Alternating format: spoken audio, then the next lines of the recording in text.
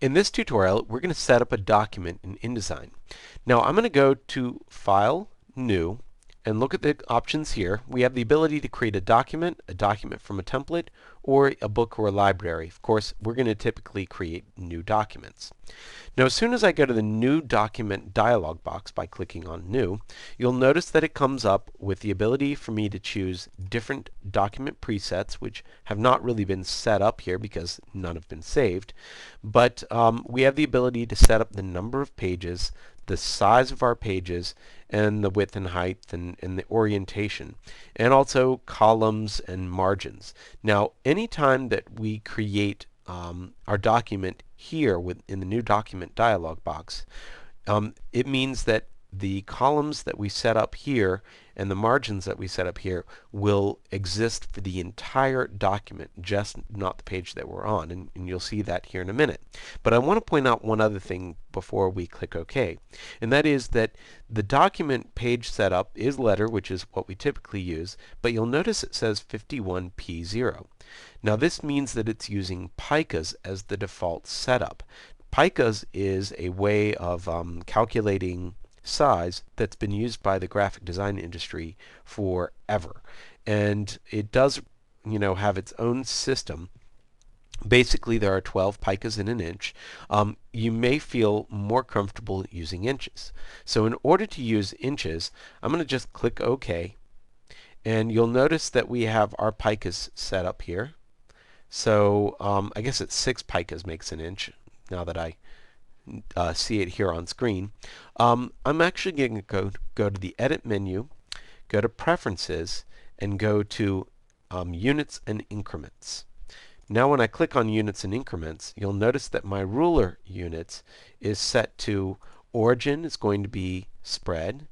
The horizon or horizontal is going to be set to inches, and I also want to set vertical to inches. Now you can do all sorts of stuff, centeros or centimeters or millimeters, but of course, since we're in America, we'll typically use either picas or inches. Inches is something to get start off with. At some point, it'd probably be smart to go to picas because that's what the graphic design industry uses. So I'm going to set up my units and increments to inches, click OK, and you'll now see that inches appear at the top here.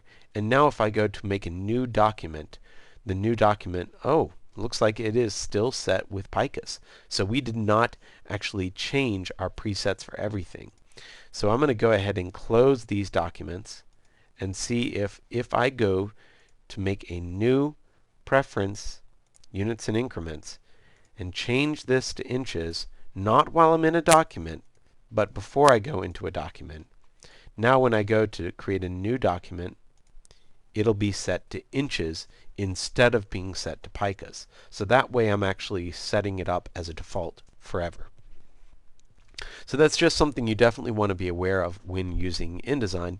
And for the rest of the tutorials, I will use inches just because that's the American way of calculating things. So you can see all of my different setups here.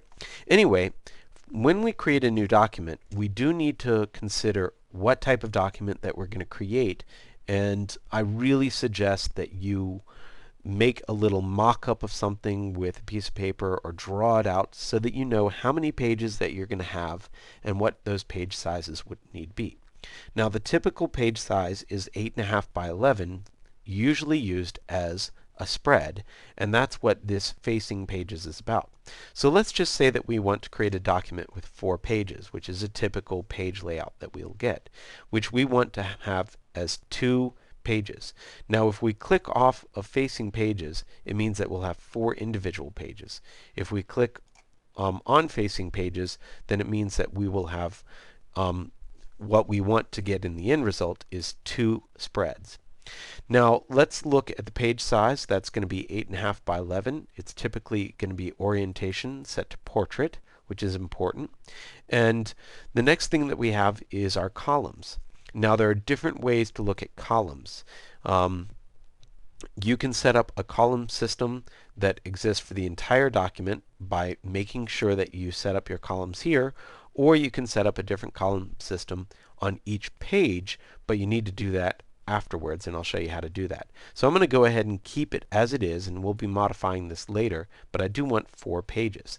Now, if I was going to use this often, then I could save this as a preset so that I could always say there's a 4-page spread. I could also go to more options and see some of the things that are there as well.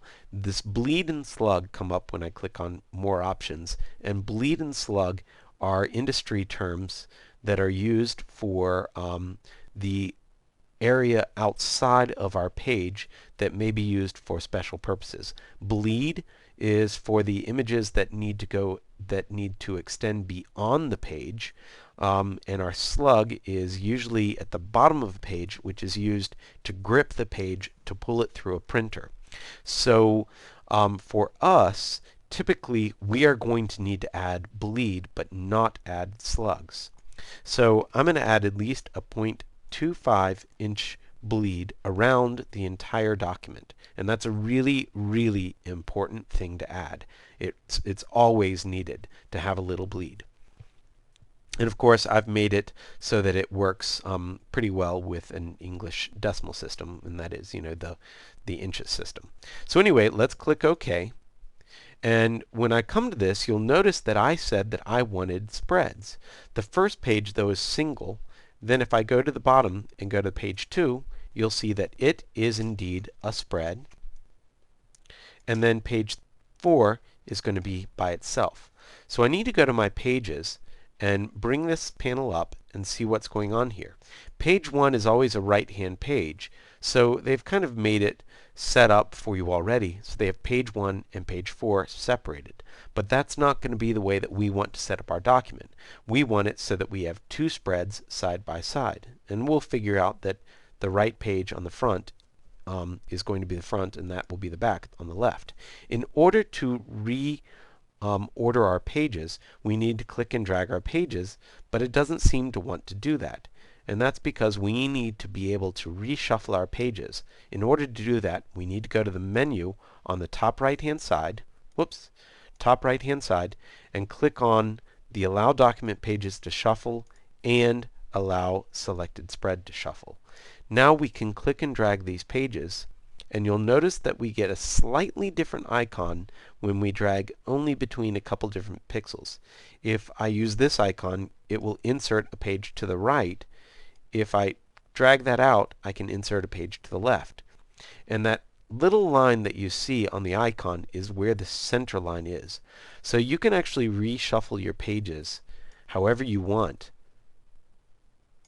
And so here is a 4-page spread with a center line there, and that would try and simulate basically a 17 to 34-inch by 8.5 by 8.5 page, or 11-inch by 34 inches, which would be kind of strange. So typically we want 2 pages side by side. So I'm going to click and drag that out, and now click and drag another one and try and put it side by side until I have 2 spreads with a center line in between. Now that's a typical document setup that you'll find. I just zoomed out with Control minus, and you'll see I can see my 2 spreads there. And that's really helpful. So getting used to how to add pages in here is really important. Once you've got those spreads, then you can add pages as you need, and then of course move them to where they need to be so that you get the right setup. Then you can click on the document. You can click off that option. Let's see, do you want to maintain the current number of pages in the spreads? Yes. Oh, look at that. It actually reshuffled for me. So you do have to be kind of careful about using that option because it can change things. So anyway, I've gone from what used to be a 4-page spread with 2 pages separated to now a 6-page spread with all the spreads side by side. And typically this is a setup that you're going to want to see quite often with the 2 side by side spreads, because it's a pretty common use of the application. So in the next tutorial we're going to go and look at those columns and guides. So go on and take a look at that.